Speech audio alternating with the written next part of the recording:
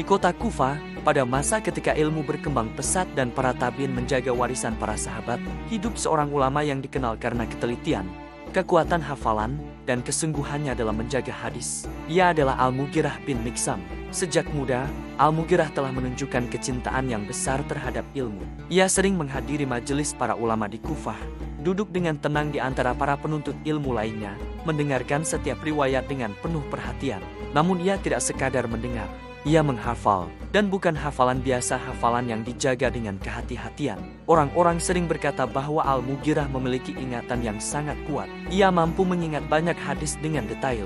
Tetapi yang lebih menakjubkan adalah ketelitiannya dalam menyampaikan kembali apa yang ia hafal.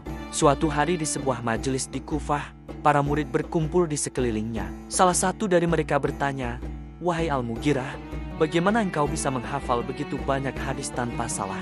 Al-Mughirah memandangnya dengan tenang. Lalu ia berkata, "Dengan menjaga apa yang aku dengar, dan tidak berbicara kecuali dengan apa yang aku yakini." Para murid terdiam. Mereka memahami bahwa kekuatan hafalan saja tidak cukup. Dibutuhkan kejujuran. Hari-hari Al-Mughirah dihabiskan dengan belajar dan mengajar.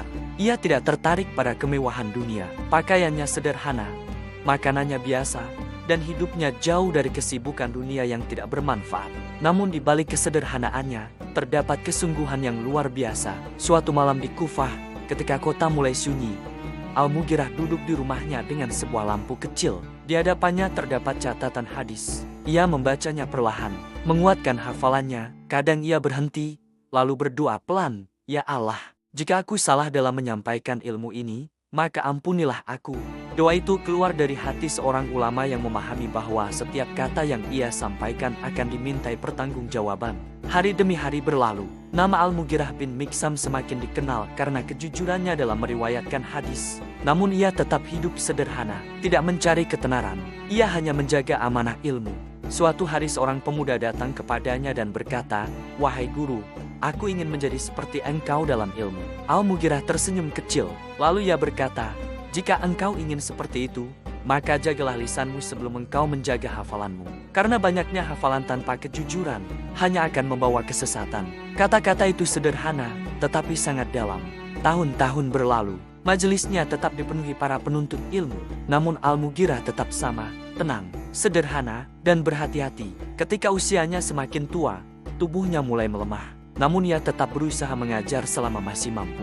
Pada suatu hari terakhir dalam hidupnya, para murid duduk di sekelilingnya dengan wajah penuh kesedihan. Dengan suara pelan dia berkata, "Jagalah ilmu ini, karena ia adalah amanah." Itulah pesan terakhirnya. Kabar menyebar di seluruh Kufah. Al-Mughirah bin Miksam telah wafat. Masjid-masjid terasa lebih sunyi. Namun hadis-hadis yang ia jaga tetap hidup di hati para muridnya. Kisah hidupnya menjadi pelajaran bahwa ilmu bukan hanya tentang hafalan, tetapi tentang kejujuran dalam menjaganya.